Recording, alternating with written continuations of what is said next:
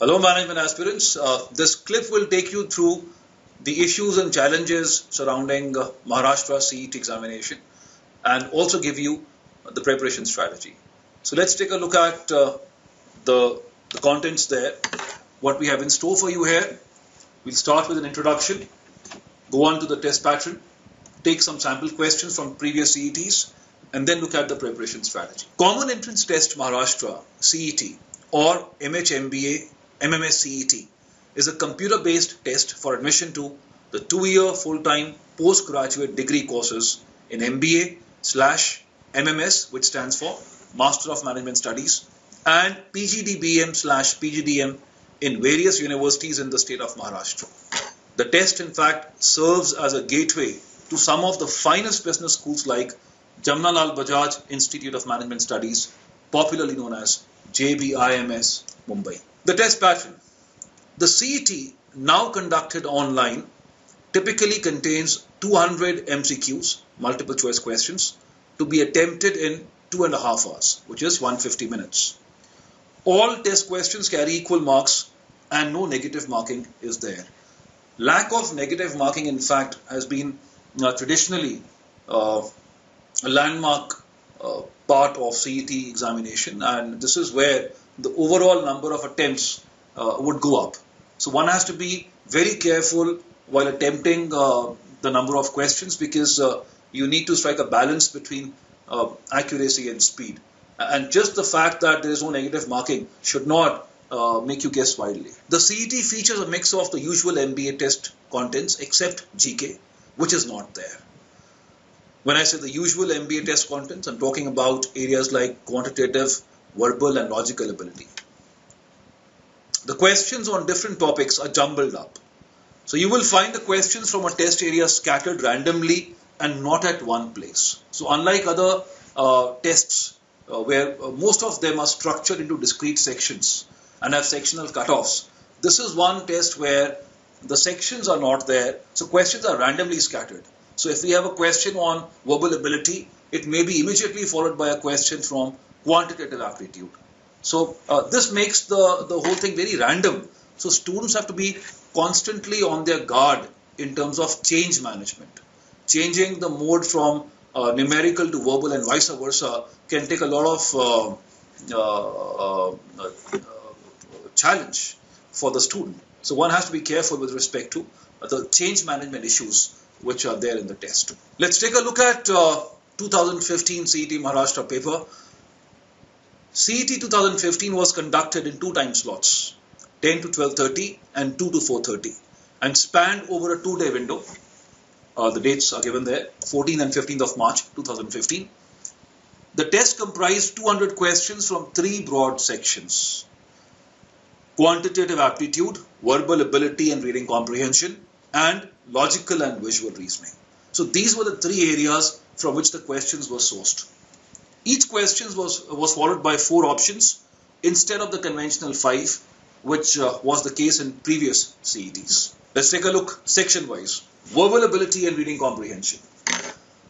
This set consisted of 20 questions on reading comprehension, 2 passages with 10 questions each, and 25 on verbal ability. So put together, there were 45 questions from this particular domain. But again, they were not structured into any discrete section but were randomly scattered. Of the 2 passages in RC, one was time consuming as the questions were inference based.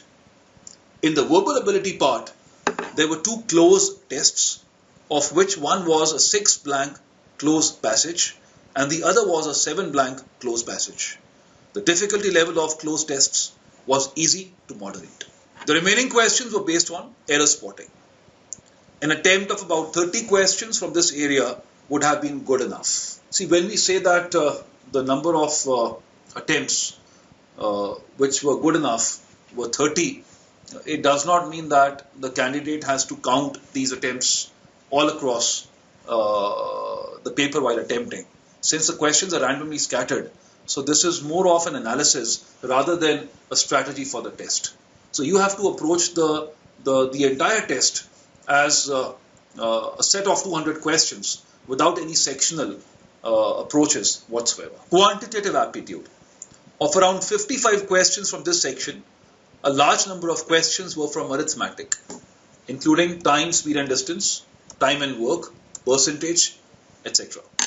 The questions varied from moderate to difficult in terms of difficulty level. There were two sets of 5 questions each on data interpretation. Unlike previous years, no questions from data sufficiency and comparison of quantities were there. There were 5 to 6 questions from functions, maxima, minima. These questions were difficult and it was best to not waste time on them. 2 sets of questions with 5 questions each were based on Venn diagrams, set theory. So overall, this set of 55 questions was moderate and an attempt of about 38 to 40 questions with good accuracy would have been a good attempt here. Logical and visual reasoning. This section comprised approximately 100 questions. Now this is 50% of the test.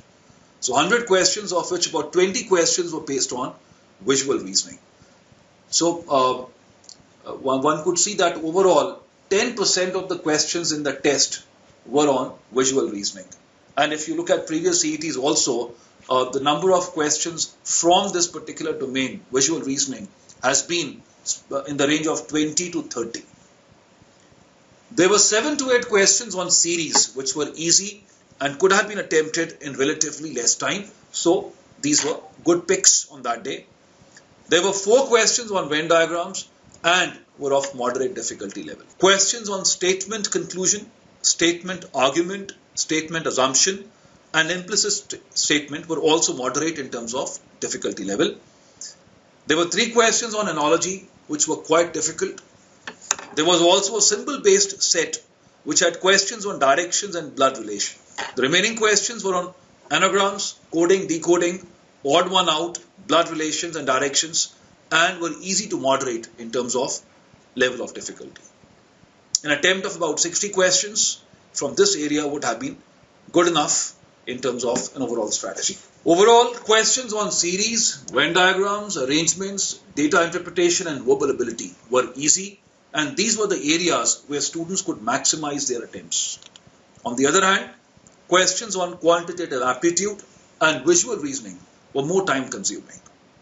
Overall, a genuine attempt of about 140 to 145 with good accuracy would have been good enough for JBIMS, which is one of the flagship B schools under the CET Maharashtra banner. Let's take a look at certain questions from previous years, certain sample questions, so that you understand the level of difficulty, you understand the challenges in different areas of the test. Verbal ability. Read the sentence to find out whether there is any grammatical error in it. The error, if any, will be in one part of the sentence. The number of that part is the answer. If there is no error, the answer is 5. And one has to ignore the errors of punctuation, if any. So the question goes like this. Industrial accidents, that's part 1, usually result into, that's 2, negligence, ignorance, 3, or carelessness, that's 4, and no error is 5. So if you look at it carefully, you'll figure out that there is a problem with this part. Industrial accidents usually result on account of. So the result into is absolutely incorrect here, because this cannot result into negligence, but this is due to negligence. So the error portion is part 2. Here is a question from quantitative aptitude. Study the information carefully and answer the questions that follow. A basket contains 2 blue, 4 red, 3 green and 5 black balls. The minute a candidate reads this, the conclusion is, hey, this is a question from probability. So if the student has been weak in this area, he or she has a tendency to pull out immediately. But if you look at these questions, they're fairly manageable on the basic concepts of this topic. If 3 balls are picked at random, what is the probability that either all are red or all are green? So we have 2 events here. One event is all 3 are red, and the other event is all 3 are green. Right? So these events are mutually exclusive. If one happens, the other will not happen. So when you pick 3 balls, the number of ways in which you can pick 3 balls from 4 red, we are assuming that all 3 are red, the number of ways will be 4C3. So 4C3 will give you the total number of ways in which you can draw a red ball when you pull out 3 balls from 4 red balls. And the total number of ways in which you can pull out 3 balls from 2 plus 4, 6 plus 3, 9 plus 5, 14 is 14C3. So this part is 4C3 upon 14C3. Now the other event is all 3 being green. The number of green balls is 3. Hence the number of ways in which you can pull out green balls is 3C3 divided by 14C3. So if you look at the expression now, we have 4C3 upon 14C3 plus 3C3 upon 14C3.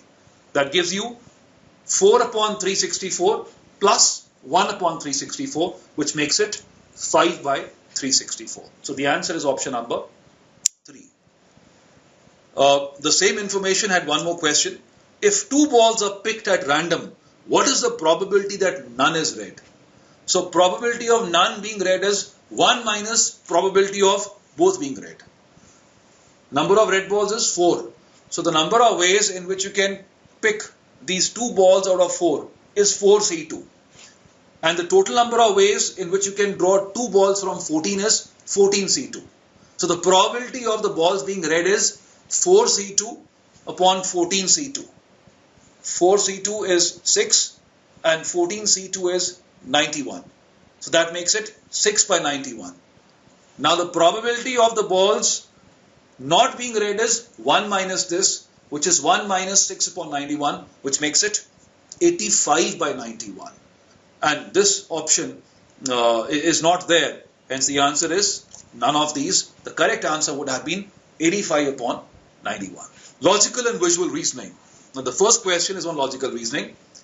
MP is related to OR and DG is related to FI in the same way as RU is related to dash. So if you look out for the analogy here, we check out the first letter of both the pairs. M is followed by O. So we are skipping N. And P corresponds to R. So we are skipping Q. Now what we try to understand from here is that we skip one letter, so we jump a letter and move on to the next. Let's try to extend it to the second pair. D and F. So we are skipping E. G and I. We are skipping an H. Similarly, if you look at RU. So R, if you skip S, you will land on to T. Hence, T should be the first letter of the pair, which means this one is surely out. This may or may not be there. So we check out. These 3 are still eligible. The second alphabet here, second letter is U.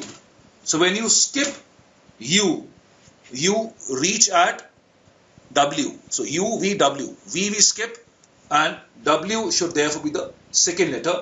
Hence the answer is option number 2. This question is on visual reasoning. The first figure in the first unit of the problem bears a certain relationship to the second figure.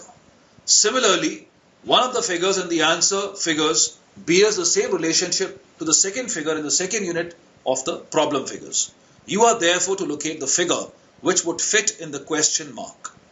So this is a problem figure. One of them would fit in over here. We have to see and inspect these visually and see which one fits in best over here. So if you look at these two, one of course is distracted towards the geometrical shape of the elements of these boxes. But the catch is somewhere else. If you count the number of elements in the first box, so 2 and 3, 5, 8 and 2, 10. There are 10 elements in this box. If you look at this, 2 and 3, 5 and 6, 11. So there are 10 elements here and there are 11 elements here. So what we kind of understand is that in the second box, the number of elements has gone up by 1. Let's see if this holds true here. The number of elements here, 5 and 5, 10 and 2, 12. So over here, we should have 11 elements. And we check out the box which has 11 elements, and you'll figure out that option 2, box number 2, has 11 elements, and therefore this is the answer. Having discussed the pattern and understanding the basic constitution of the test, let's look at the preparation strategy now. The paper can be split into 2 parts, concept driven and practice intensive. Now when I say concept driven, I'm trying to say that these questions are difficult to attempt unless you are aware of the key concepts which support those questions. And practice intensive would mean that your performance depends on how many similar questions have you practiced across. Quantitative ability and data interpretation and select areas of verbal ability are concept driven. So unless you know the concepts, you cannot be comfortable with these questions. Logical and visual reasoning is a purely practice intensive section. Now this is one section where you have to practice across similar questions, and as we discussed, 100 questions out of 200, 50% of the paper was dominated by logical and visual reasoning questions. Therefore, this part becomes important from a CET perspective. The exam is markedly different from other MBA entrance exams as there are no distinct sections and questions are randomly scattered. We've been talking about this throughout the clip, that random orientation of the questions is a striking feature of the test, and therefore one has to keep an overall composure and balance while attempting the questions, because typically what we see is that the student tends to go into a particular mode of answering questions. For example, if you're attempting questions on verbal ability, you try to be in that mode, and suddenly you find a question on maths. After that, you have to change the mode. So this change which you have to manage is best done if you have practiced across similar questions. Also, there has traditionally been a set of questions on visual reasoning, generally absent in other MBA entrance tests. So as we discussed a while back, 20 to 30 questions over the years have been sourced from this particular domain. So this becomes important. Verbal ability. Now let's look at the different sections, the different areas in fact. The following areas are important for the verbal part of the paper: jumbled paragraphs, error corrections in sentences, vocabulary, sentence completion, synonyms, antonyms, idioms and phrases, phrasal verbs, similar words used in different contexts, reading comprehension of unseen passages, completion of paragraphs, one-word substitutions. So all this becomes critical for the verbal ability part of the test. Make a habit of reading good books and newspapers and try to learn new words and their usage by looking up a standard dictionary. Now this needs to be done when you have good enough time before the test. Studying a good grammar book like Wren and Martin's High School Grammar and solving the questions therein can help you a lot. The Bullseye official website offers plenty of questions on CET grammar, vocabulary and comprehension. So you may do a fantastic job by referring to the Bullseye portal there. Logical and visual reasoning. The following areas need special attention in this area: series, input and output, directions, linear and circular arrangements, symbol-based, series completion, directions, conditional coding, selection criteria, Venn diagrams, reductions, coding, decoding. These are the typical areas from which questions have been sourced in the past. Work with the logical reasoning theory and questions given on the Bullseye portal. In fact, logical reasoning questions are best attempted by making a flowchart of information. So as you read along, you try to put all the information together and make a flowchart which helps you to reach a more conclusive level of that particular question. Going through popular puzzle books like Shakuntala Devi's book is a good idea. Quantitative aptitude.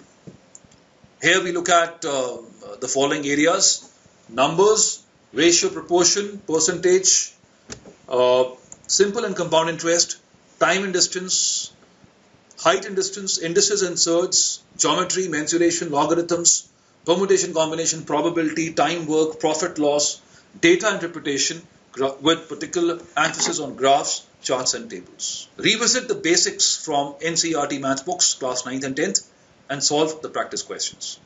Work hard on tables, squares and cubes to save time in the test. Mental calculations can help you a lot there. Try to develop approximations, decimal fractions, and percentage for better performance here. You can benefit from practice via questions, math study material, and category-wise practice questions for the CET exam preparation given on the Bullseye portal. To summarize the preparation strategy, we suggest that you follow a three-pronged approach: concepts, application, test taking. As we said a while back, certain parts of the test are concept sensitive, so you'll do a good job there by revisiting all the concept areas and then graduating to an application of these concepts, and finally practicing across similar tests, mock tests. And the skills which you need to watch out for, which you need to develop: time management, which becomes crucial here because you have 2.5 hours for these 200 questions, no sections, so a lot of hip hopping will happen, which you have to be very careful about. Prioritization, which question you have to attempt before the other, and balancing accuracy and speed. So overall, if you look at these various skills, we are sure and confident that you can do well in this test and get shortlisted for the next stage. Thank you.